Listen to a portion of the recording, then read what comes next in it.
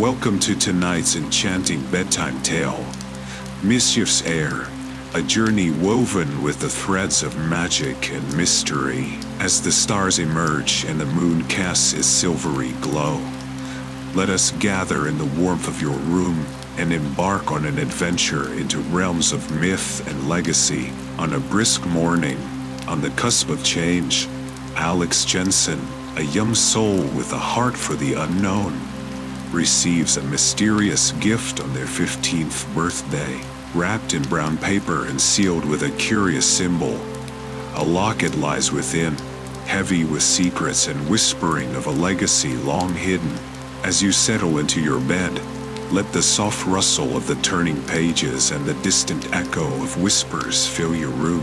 Feel the cool touch of the locket, its intricate engravings slightly raised under your fingertips, as if inviting you to unlock the mysteries it holds. Imagine walking with Alex through the hushed corridors of an old town library, the scent of ancient books mingling with the whisper of chaos that begins to stir around them. Each step they take deeper into the stacks brings them closer to understanding the strange power awakening within. Now, as the world outside quiets and the shadows lengthen, let your eyes drift closed and follow Alex into a dream of stone walls and flickering torches where history and magic blur. Let the gentle cadence of our story blend into the rhythms of the night, guiding you into a peaceful slumber filled with adventures of mystical realms and ancestral powers. Sleep well, dear listener, as the tale of Mischief's Heir unfolds, and let the night embrace you with its quiet mystery.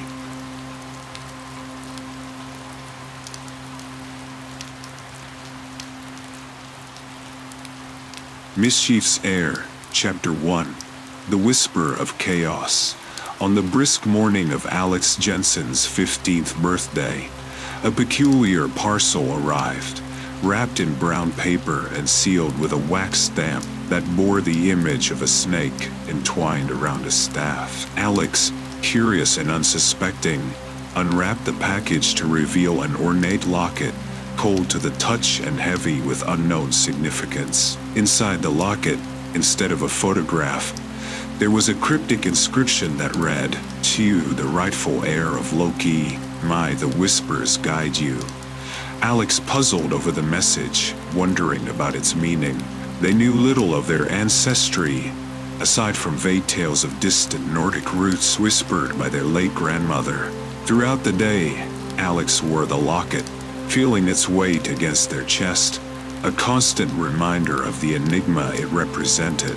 At school, whispers followed Alex through the halls, though whether these were the product of curious classmates or something more mystical, they couldn't tell. As the final bell rang, signaling the end of the school day, Alex felt a strange sensation, a tug at their spirit, pulling them toward the old town library. It was as if the locket itself was imbued with a will of its own, guiding Alex to uncover the secrets it held. The library, with its towering shelves and ancient books, seemed the perfect place to begin unraveling the mystery. Alex approached the librarian, an elderly woman named Mrs. Thorne, who had known Alex since childhood. She eyed the locket with a mix of recognition and wariness, but said nothing about it. Instead, she simply smiled and pointed Alex towards the section on Norse mythology, whispering, "You might find what you're looking for in the tales of old."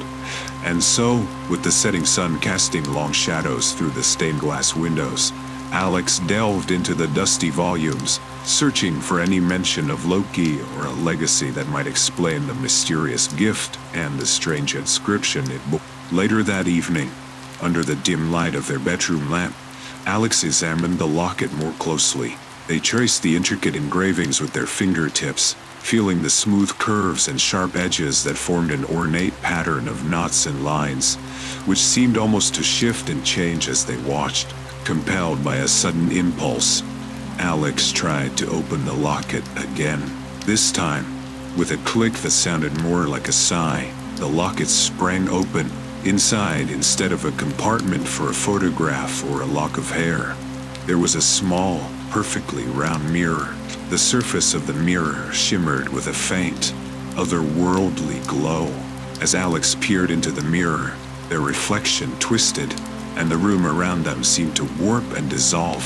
For a moment, they caught a glimpse of another place, stone walls covered in moss, torches flickering with blue flames, and shadows that moved independently of their sources. Shaken, Alex snapped the locket shut. The room steadied, returning to its familiar form, but the air remained charged with a strange energy.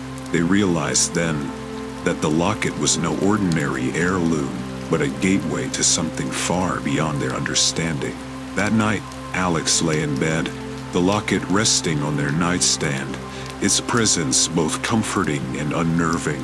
As sleep finally claimed them, they dreamed of distant lands and ancient powers, of laughter that sounded like the crackling of fire, and eyes that twinkled with mischief and secrets. The next day at school, things began to go awry.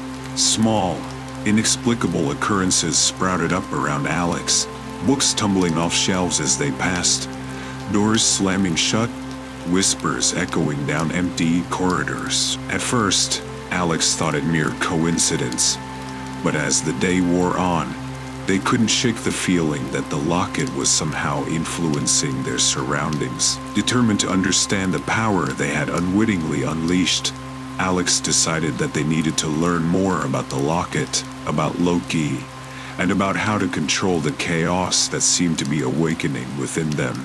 As the week progressed, the incidents around Alex grew more pronounced and increasingly difficult to dismiss as mere accidents. In art class, their slightest touch sent vibrant colors swirling across canvases, creating images that seemed to move and breathe.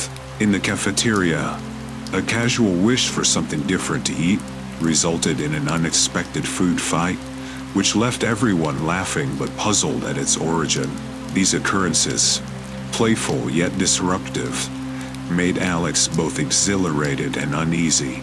They couldn't deny the thrill that came from influencing their surroundings in such direct, ways. However, the fear of losing control loomed large. They needed to understand the limits and extent of their newfound abilities and, more importantly, how to manage them. One afternoon after another unexplained event where their math teacher's notes rearranged themselves to display humorous, nonsensical equations, Alex stayed behind under the pretense of needing extra help. Instead, they used the solitude of the empty classroom to experiment. Focusing on a single pencil on the desk, Alex willed it to move. At first, nothing happened, and doubt crept in. But as they concentrated harder, the pencil twitched, then rolled smoothly across the desk. The success was small, but it was enough. It was real, tangible evidence of their power.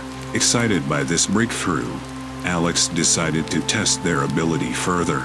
They whispered a wish, a harmless one, they thought, for the classroom clock to run backwards. To their amazement and horror, the clock not only reversed, but sped up, spinning wildly, causing the hands to become a blur. The thrill of the moment quickly turned to panic as the clock's mechanism whirred and popped, finally coming to a stop with a loud crack. The broken clock was evidence that Alex's abilities could cause chaos far beyond simple tricks and jokes. Realizing the potential consequences of their powers, Alex knew they needed guidance. They remembered the old books in the library and Mrs. Thorne's knowing looks. Perhaps it was time to seek answers in the forbidden section that held secrets of ancient myths and legends, hoping to find guidance on controlling their burgeoning powers. With the resolve to master their chaotic new abilities, Alex returned to the Old Town Library. The evening light filtered through the stained glass windows, casting colorful patterns on the dusty floor. The library, a sanctuary of wisdom and mystery, seemed to welcome Alex with silent, open arms. Mrs. Thorne was there, as always, her eyes twinkling with a mix of mischief and knowledge. As she watched Alex approach, without needing to be asked, she led them to a heavy wooden door at the back of the library. A door Alex had seen countless times but had never seen opened, with a small key pulled from the depths of her cardigan. Mrs. Thorne unlocked the door, revealing a narrow staircase spiraling down into darkness. She handed Alex a lantern, and together they descended into the library's archives, where the most ancient and powerful books were kept. The air was cool and musty, filled with the scent of old paper and magic. They reached the bottom of the stairs and entered a vast chamber, lined with towering shelves crammed with books that hummed with contained energy. Mrs. Thorne guided Alex to a secluded corner where books on Norse mythology were kept. Here, the books were not just written about gods, but were imbued with their essence. She pulled out a particularly old tome, its cover embossed with symbols of chaos and trickery, and handed it to Alex. This book, Mrs. Thorne whispered, was said to have been written under the light of a blood moon, using ink mixed with the essence of a trickster god. It is a guide to those who carry Loki's legacy. As Alex opened the book, the pages fluttered as if breathing. Words danced and rearranged themselves into a message that only Alex could understand. The tome spoke of Loki's descendants, individuals blessed or cursed with a penchant for chaos and change. It outlined the ways in which these powers could manifest and how they could be owned and controlled. Alex read about the importance of intention and focus, the balance between mischief and harm, and the fine line that tricksters must walk. The book also warned of the loneliness that often plagued those who wielded such power, as the fear of hurting others could lead to isolation. Armed with this new knowledge, Alex felt a renewed sense of purpose. They weren't alone in their experiences. There were others like them, and there were ways to control the chaos. Grateful for Mrs. Thorne's guidance, Alex looked up to thank her, but found her watching them with a solemn expression. It's not just about controlling the chaos, Mrs. Thorne said gently. It's about understanding why it chose you. You must be ready, for challenges lie ahead. Mrs. Thorne's words lingered in the air, heavy with an unspoken urgency. Alex felt the weight of her gaze, knowing there was more to be revealed. They stood among the ancient tomes, surrounded by the whispers of 1,000 lost secrets, waiting for her to continue. It's time you knew the truth, Alex, Mrs. Thorne began, her voice soft but firm. Your family has long been under my watch. It was no accident that the locket found its way to you on your 15th birthday. You were chosen to inherit not just Loki's mischievous powers, but also his role as a catalyst for change. Alex listened, their mind racing with questions. Mrs. Thorne explained that she was not merely a librarian, but a guardian appointed by the hidden council of Asgardian descendants, tasked with guiding those who carried the trickster god's legacy. The locket, she continued, is an ancient artifact, one of the keys to unlocking your full potential. It chose you because you have the heart and courage to use its power wisely. But remember, every use of this power will come with consequences. You must strive to maintain balance, or the chaos will consume you. This revelation stunned Alex. The mundane reality of their life up until now felt suddenly like a thin veil over an extraordinary truth. They felt both honored and overwhelmed by the responsibility thrust upon them. Mrs. Thorne saw the confusion and apprehension on Alex's face and placed a comforting hand on their shoulder. You are not alone in this, she assured them. I will be here to guide you, and there are others like you. When the time is right, you will meet them. For now, focus on mastering your abilities and understanding your powers. With a new sense of purpose mixed with trepidation, Alex nodded. They spent the rest of the afternoon discussing strategies and techniques for controlling the chaotic energy within them, practicing small, harmless tricks under Mrs. Thorne's watchful eye. As the day turned to evening, Alex prepared to leave the library's hidden chamber. The weight of the locket around their neck, a constant reminder of their new reality. As they ascended the staircase back to the main library, Alex felt a shift within themselves, a settling into their new role as Loki's descendant. Before parting, Mrs. Thorne handed Alex a small leather-bound journal. Document everything, she had. Your thoughts, your experiments with the locket, your dreams. This will help you understand the patterns of your power and control. Thanking Mrs. Thorne, Alex stepped out of the library into the cool night, their mind buzzing with the possibilities and challenges ahead. They knew the journey would be fraught with trials, but for the first time, Alex felt equipped to face them. The night air was crisp as Alex walked home, the streets bathed in the soft glow of street lamps. Their mind was a whirlwind of thoughts, struggling to align their old life with the new, extraordinary path that lay before them. They fingered the locket absently, feeling its cool metal warm against their skin, a silent, constant affirmation of their new reality. As they turned onto their quiet street, a sudden, eerie silence fell. The usual sounds of nighttime, crickets chirping, the distant bark of a dog, were conspicuously absent. Alex's steps slowed, a prickle of unease crawling up their spine. It was then they noticed a figure standing in the shadow of a large oak tree, barely visible, but undeniably there. The figure stepped forward, emerging into the light. It was a boy, perhaps a few years older than Alex, with striking silver hair and an intense gaze that seemed to pierce right through them. He wore a grin that was both mischievous and disarming. "Hello, Alex," he said, his voice smooth and confident. "I've been waiting for you." Alex's heart skipped a beat. "Who are you?" they managed to ask, though they felt they already knew the answer on some level. "My name is Eric," he replied, still smiling, "and I believe we have much in common. You see, I too am a descendant of Loki." This revelation should have shocked Alex, but instead, it filled them with a strange sense of relief. They weren't alone. Mrs. Thorne had said as much, but meeting another like them made it real. Eric took a step closer. "I've been watching you, Alec. You're new to this, I can tell. You need guidance, someone who can show you the ropes, and I can be that someone," he offered, his eyes glinting with an unspoken challenge. Alex was torn. Mrs. Thorne had warned them about the loneliness that often accompanied their powers, but also the necessity of choosing their associations wisely.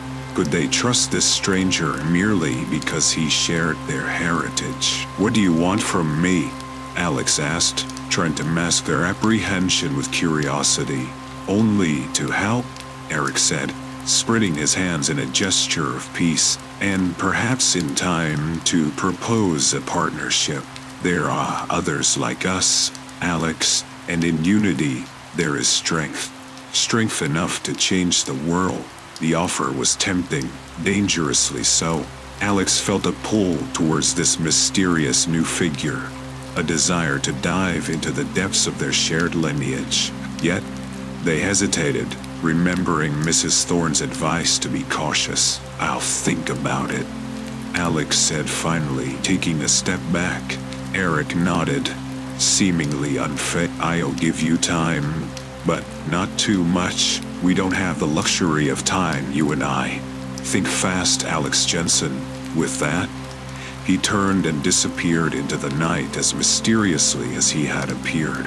Alex stood there for a long moment, the weight of the night's revelations heavy on their shoulders. They knew choices lay ahead, choices that would define their path between chaos and control, mischief and heroism. As they continued home, the locket against their chest seemed to throb with a life of its own, a constant reminder of the power they wielded and the decisions they must make. The road ahead was uncertain, fraught with shadows and light, and Alice knew their journey had only just begun. Chapter 2. The burden of powers. After the unsettling encounter with Eric, Alex spent the night restless, turning over his words in their mind. As dawn broke, painting the sky in shades of orange and pink, Alex made a decision. They needed to learn more, to understand their abilities fully before making any commitments or alliances. That morning, as they practiced controlling their powers in the safety of their backyard, Alex focused on the smallest of movements. A leaf floating in the breeze. They willed the leaf to dance, to twirl in the air. The leaf obeyed, swirling with an unnatural grace that brought both delight and a deep, gnawing fear. Alex was playing with the fabric of reality, and the consequences of such play were not yet fully known. Their concentration was broken by the arrival of Mrs. Thorne, who appeared at the garden gate as if summoned by their thoughts. She watched Alex exercise with a critical eye before speaking. "You're making progress," she said. "But remember, the essence of chaos isn't just control, it's knowing when to let go. Your power will grow, and with it, the temptation to use it. You must find balance, Alex, or risk becoming consumed by your own abilities." Mrs. Thorne's words struck a chord in Alex. They realized that understanding their power wasn't just about control. It was about understanding themselves and their limits. Over the next few days, Alex trained rigorously, pushing their abilities to the limits under Mrs. Thorne's watchful guidance. They learned to manipulate not just objects, but elements. A flick of their wrist could send a ripple through a pond. A nod could coax a gust of wind, and with a stare, they could draw shadows closer. As their control grew, so did their confidence. But with each display of power, a small part of Alex wondered about Eric's offer. What could they achieve if they joined forces with others like themselves? Could they indeed change the world? However, these thoughts were quickly overshadowed by the emergence of their own internal struggles. With power came responsibility, and with responsibility, a myriad of ethical dilemmas. Each use of their power affected the world in ways Alex couldn't fully predict or understand, and the weight of this uncertainty began to press heavily upon them. Under the tutelage of Mrs. Thorne, Alex's next lessons involved the manipulation of less tangible elements, specifically shadows. The old library, with its flickering lights and ancient towering bookshelves, provided the perfect environment for such exercises. "Shadows are not merely absence of light, Alex," Mrs. Thorne explained as they stood in the dimmest part of the library. "They are a presence, a whisper of the material world. They can play, stretch, and even dance, if you know how to ask them." Alex listened intently, watching as Mrs. Thorne demonstrated. With a graceful motion of her hand, she drew a long shadow from the corner of the room to wrap around her like a cloak. It moved as if alive, responding to her subtle cues. "Now you try," she urged. Alex focused, reaching out with their mind to the shadow cast by a large armchair. At first, it resisted, a stubborn darkness clinging to its source. But as Alex relaxed and let their instincts guide them, the shadow slowly detached and crawled across the floor towards them. The sensation was eerie, like cold silk against their skin. "Good," Mrs. Thorne nodded. "Now, let it go." Alex did as instructed, and the shadow slipped back to its original place. Once more, just an ordinary absence of light. But the exercise left Alex exhilarated and a bit the power to coax and control shadows felt like whispering to ghosts. As their training progressed, Alex learned to create illusions, to cloak themselves in shadows, and even to use shadows as extensions of their own will. Each lesson left them more adept, but also more isolated, as their peers could not begin to understand the strange, secret world Alex was now part of.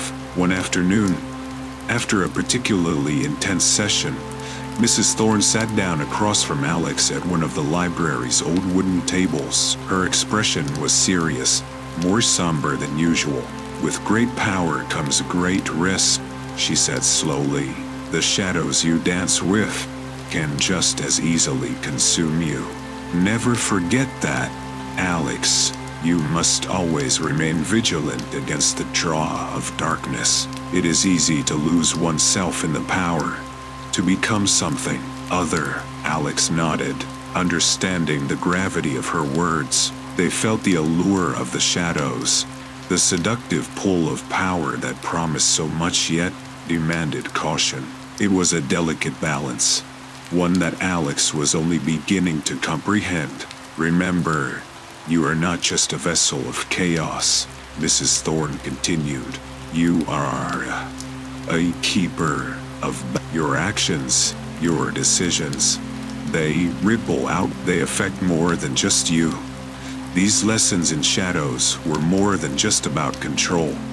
They were a metaphor for the darker aspects of power, a reminder of the constant vigilance required to walk the line between use and misuse. The days grew shorter and the shadows longer as autumn deepened, mirroring the growing complexity of Alice's training.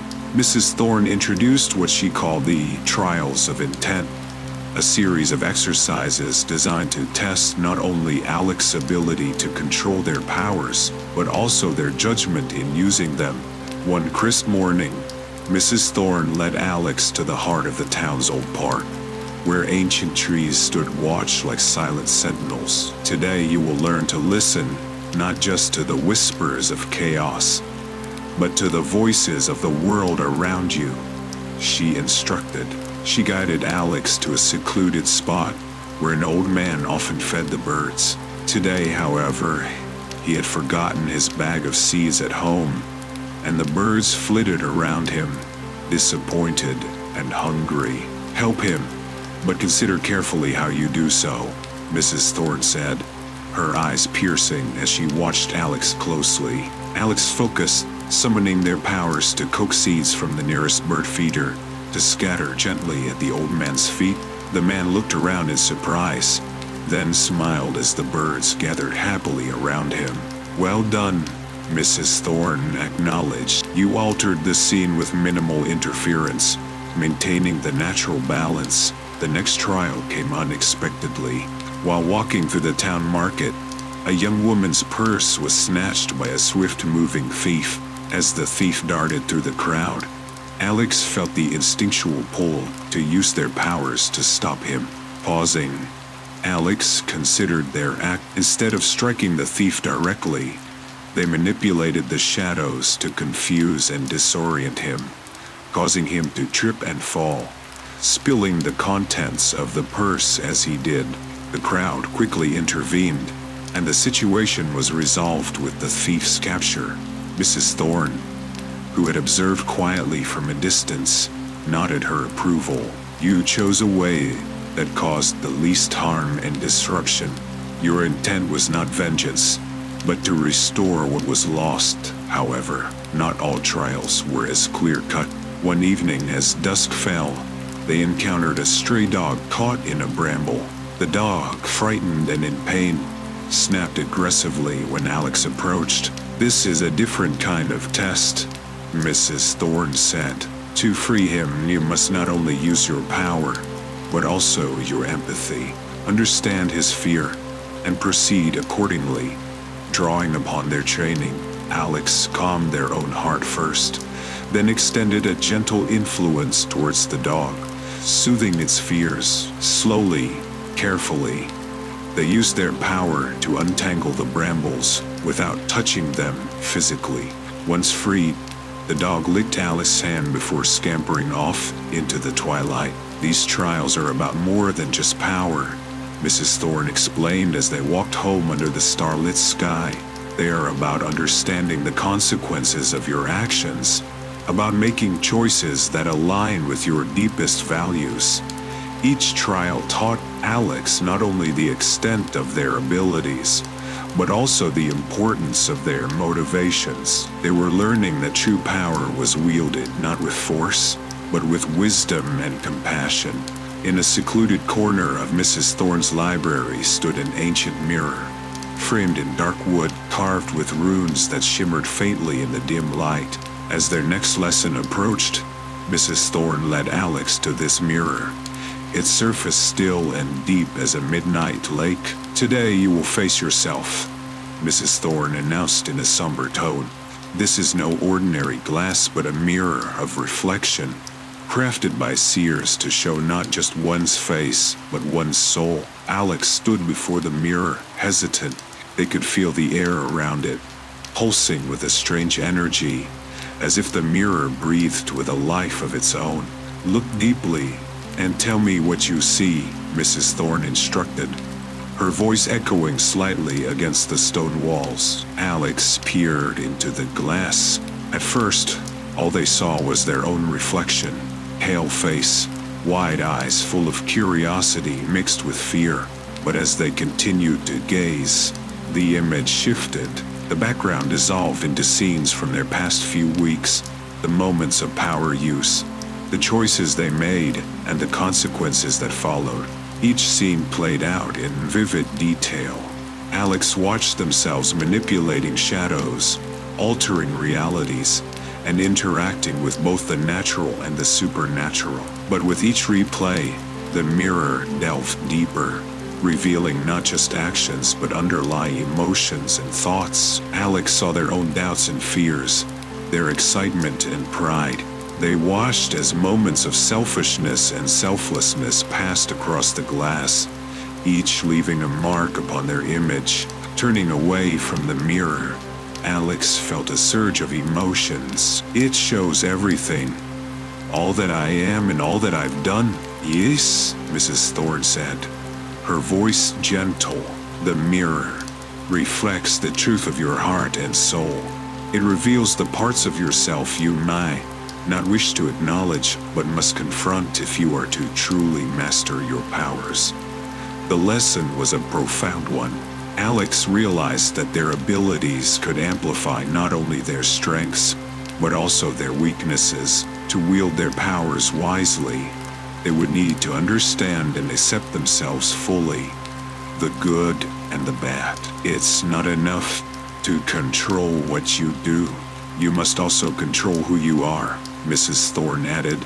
Seeing Alex in contemplation, this understanding is crucial, for it will guide your actions and your choices.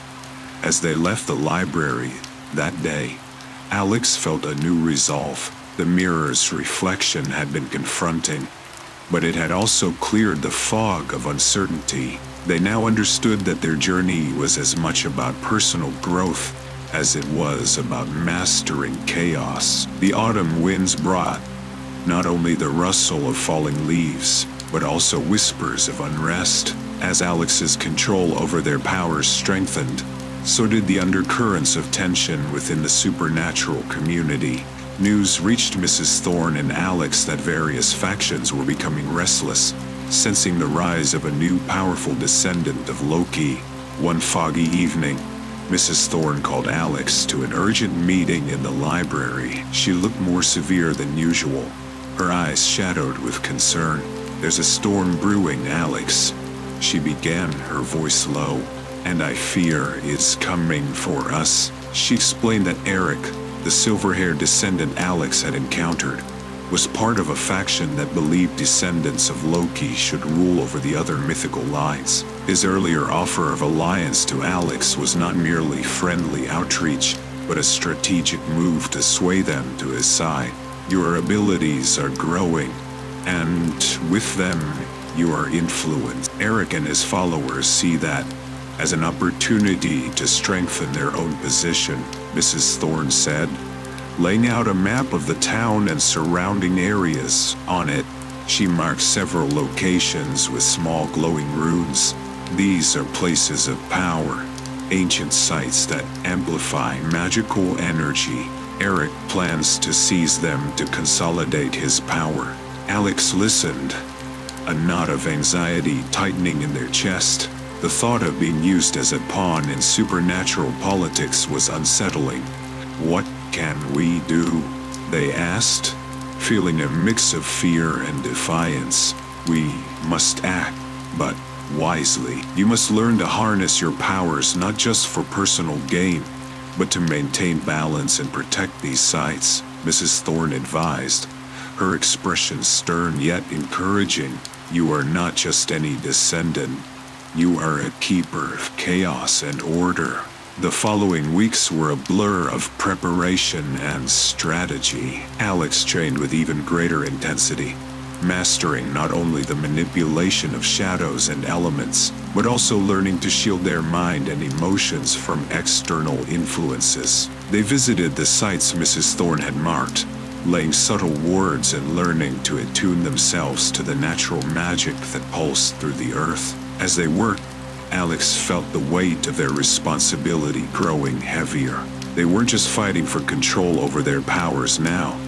They were fighting to protect a legacy and a community that was, until recently, beyond their wildest imaginations. One evening, as Alex practiced at one of the ancient sites, a circle of standing stones wrapped in the heart of the forest, they felt a surge of energy. The air crackled with power, and the shadows danced more vigorously around them.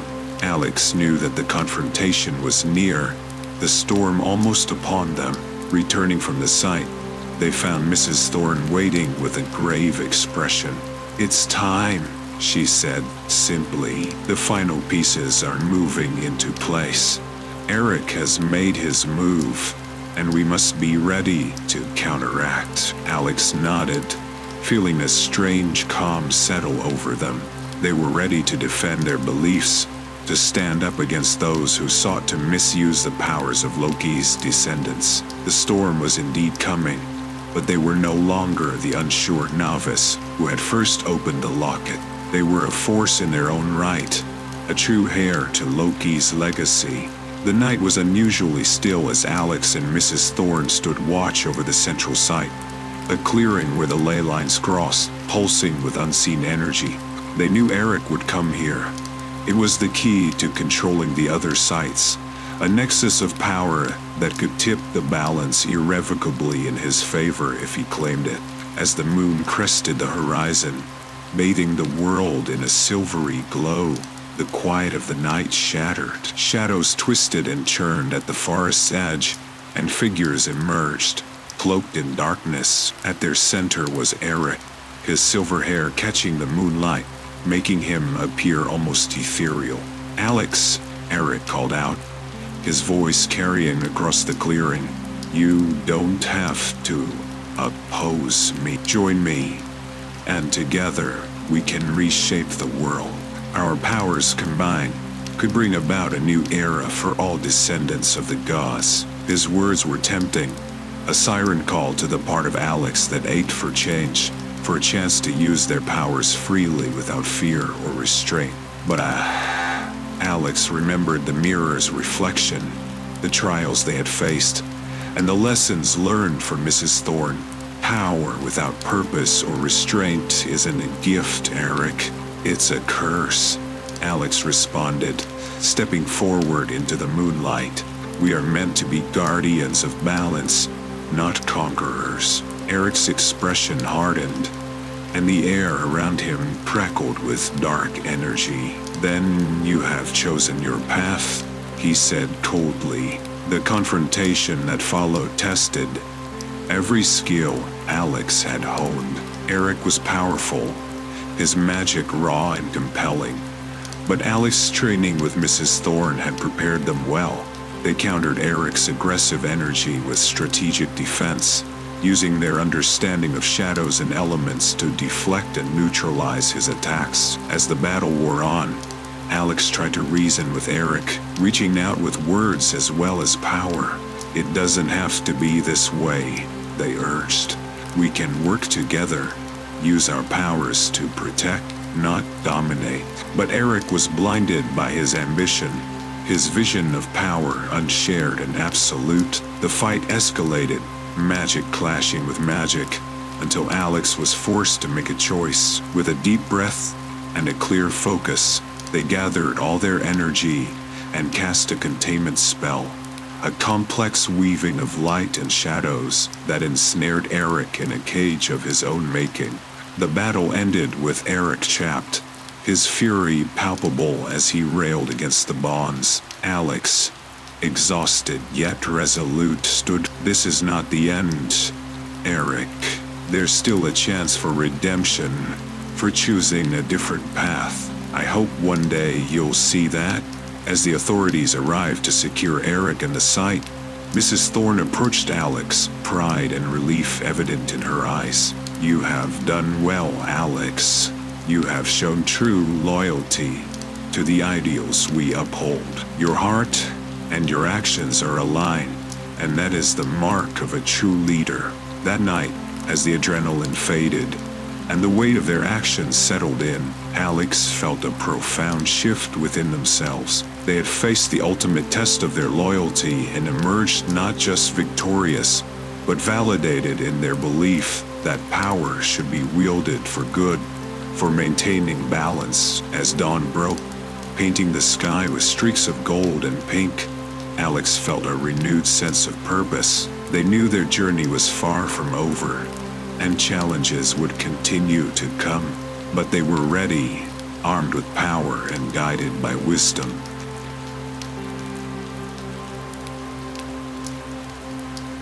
Chapter 3. The Path of the Trickster. The dawn after Eric's containment found Alex at a crossroads, both literally and metaphorically. They stood at the edge of the town, where the ancient road forked, one path leading back to their old familiar life, the other winding into uncharted territories filled with responsibilities of their new role. Mrs. Thorne joined Alex, her presence a comforting reminder of the journey they had undertaken together. You've made brave choices, Alex, she said, looking out towards the horizon where the sky met the land in a soft blush of morning light. But the path of a trickster is never straight nor easy. You've managed the chaos within.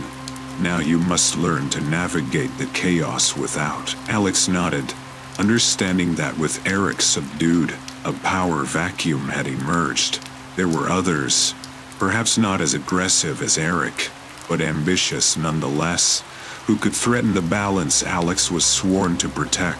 It's time to build alliances, Mrs. Thorne suggested. There are others like you, those who wield great power but seek direction and purpose. They will need a leader, and you, Alex, can be that leader. Motivated by Mrs. Thorne's words, Alex spent the following weeks reaching out to other descendants. They traveled from the misty valleys shadowed by ancient woods to bustling cities where magic hummed hidden beneath the surface of modern life. Each meeting was a challenge, a negotiation of ideals and assurances, a weaving of new bonds. Their efforts were fruitful. Alex gathered around them a small but potent group of allies, each skilled in different aspects of magic and lore. Together, they formed a council not of rulers, but of guardians, dedicated to protecting the mystical and the mundane worlds from those who sought to disrupt the balance. As they worked to strengthen these new alliances, Alex felt their own understanding of their role deepen. They were not just a protector or a leader. They were a bridge between worlds, a negotiator of peace and a defender of order. The task of forging alliances took Alex to the edge of the known and into the realms of the forgotten. One particularly memorable encounter occurred in a coastal town that folklore whispered was founded by Selkies, seal folk who could shed their skins to walk on land. Here, Alex met Mara, a descendant of the Selkie line, whose initial skepticism was matched only by her sharp intelligence and fierce loyalty. Once convinced of Alex's genuine intentions, Mara's ability to navigate both land and sea to bridge the gap between wild ocean currents and human settlements proved invaluable. Next, Alex traveled to the dense heart of an ancient forest rumored to be home to the last of the Dryads. Underneath the gnarled boughs of a living oak tree, they found Dale, a guardian of the forest, whose roots were as deep in the magical world as they were in the earth. Dale taught Alex the language of trees, of listening to the whispers of leaves, which added a layer of depth to their understanding of the natural world. These encounters and others like them taught Alex more than just the geography of the magical community. They learned of the struggles and dreams of various beings and spirits, each group trying to survive and thrive in a world that often overlooked or misunderstood their existence. Building these alliances was not without challenges. Prejudices ran deep, and old grievances were not easily forgotten. Alex found themselves mediating disputes that stretched back centuries, untangling knots of mistrust and betrayal with patience and diplomacy.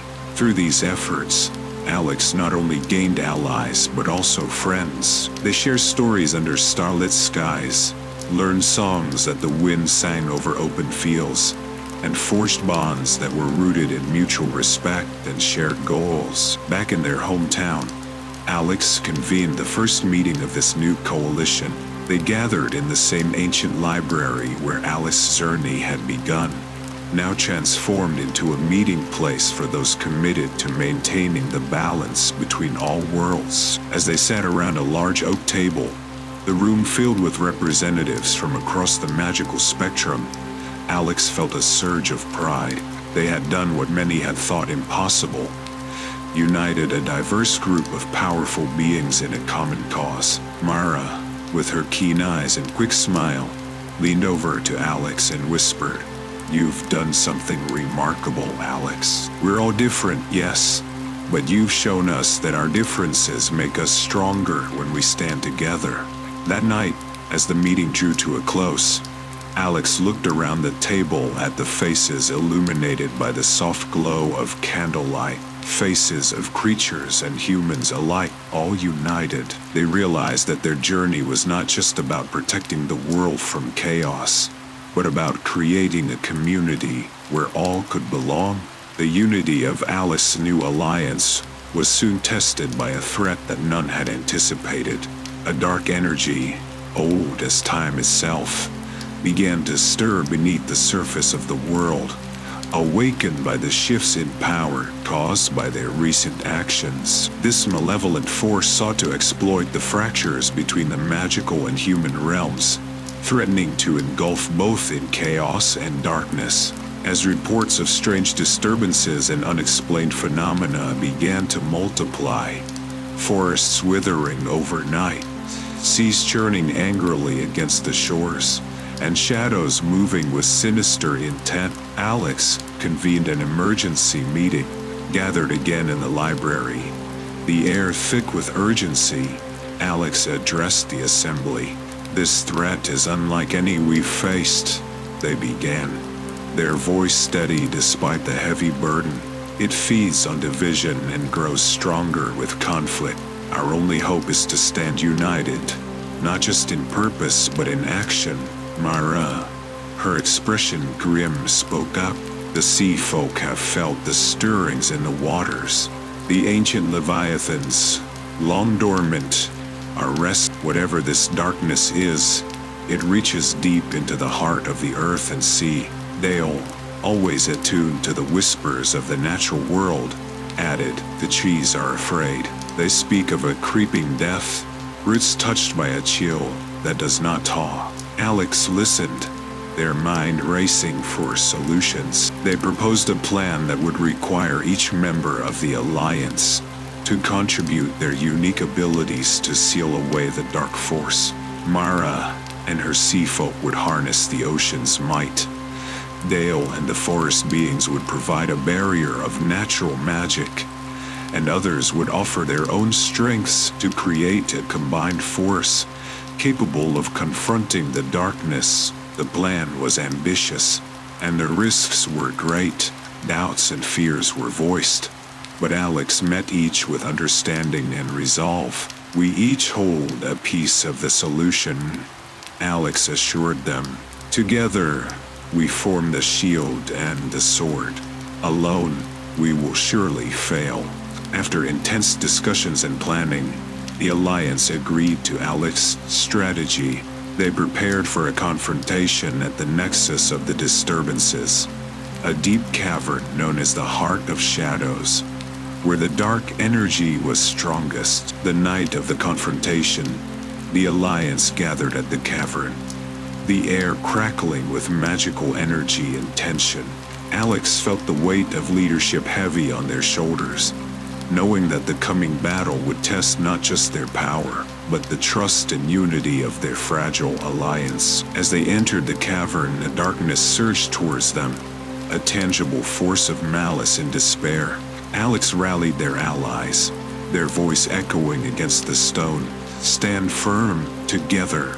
The battle was fierce, the Alliance bending under the strain of the dark forces' assault. Each member fought bravely, their powers intertwining in a symphony of light, water, earth, and air. Alex, at the center, channeled the combined energies, directing them against the darkness with a will that would not be denied. After what seemed like an eternity, a burst of brilliant light filled the cavern, and the darkness recoiled, weakened and vulnerable. With one last collective effort, the Alliance sealed it away, locking it beneath layers of magic and natural barriers. Exhausted but victorious, the Alliance emerged from the cavern as dawn broke, the first light of day casting long shadows across the ground. They had faced the great challenge together and had emerged stronger. In the aftermath of their victory against the dark force, the Alliance faced the task of fortifying their bonds and ensuring such a threat could not rise again. Alex, recognized as the leader who had united them under a common cause, began to contemplate the legacy they were creating, one that would hopefully endure beyond their own time. During a gathering at the library, now officially deemed a council hall, Alex addressed their allies. "We have been given a chance to redefine the legacy of Loki's descendants," Alex began, their voice echoing slightly in the quiet of the hall. "It is not enough to react to threats. We must be proactive in maintaining the balance and ensuring that no single power can ever threaten the harmony we've achieved." The council agreed, and plans were set into motion to establish a network of guardians at key locations around the world, places where the veil between the magical and human realms was thinnest. These guardians would not only serve as protectors, but also as educators, teaching the next generations the importance of balance and the responsible use of power. Alex, inspired by the ancient teachings and the recent battles, decided to start an academy for young descendants of all mystical lineages. Here, they could learn about their heritage in a safe environment, understand their powers, and how to use them for good. The Legacy Academy, as it was soon named, would be a place where young minds could grow under the guidance of experienced teachers from various backgrounds. Alex envisioned a curriculum that combined practical magical training with lessons in ethics, history, and diplomacy. As the foundation for the academy was laid, Alex found themselves traveling more often, visiting distant lands to invite others to join their cause. In these travels, they encountered diverse cultures and traditions, each with its own unique approach to magic and governance. These experiences enriched Alex's understanding and shaped the Academy's philosophy to embrace diversity and foster unity. Back at the council, debates and discussions were frequent but always productive. Each member brought their perspective, and decisions were made with a collective wisdom that Alex found profoundly reassuring. One evening, as the sun set and painted the sky with hues of gold and purple, Alex stood by the window of the now completed Legacy Academy, watching the first group of students arrive. There was a sense of accomplishment, a feeling that they were building something lasting, something that would continue to guide and protect long after their time. Alex turned to Mrs. Thorne, who had been a constant support throughout this journey. "We're making history," Alex said, a smile touching their lips. Mrs. Thorne nodded, her eyes bright with unshed tears of pride. "Yes, you are, Alex. This is your legacy, one of peace and learning. Loki's mischief has found its balance in your hands." That night, as Alex prepared for the opening ceremony of the academy, they reflected on the path they had traveled.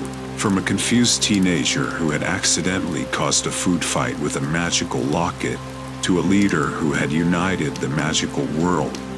It had been an incredible journey, with the Legacy Academy established and the new guardians in place.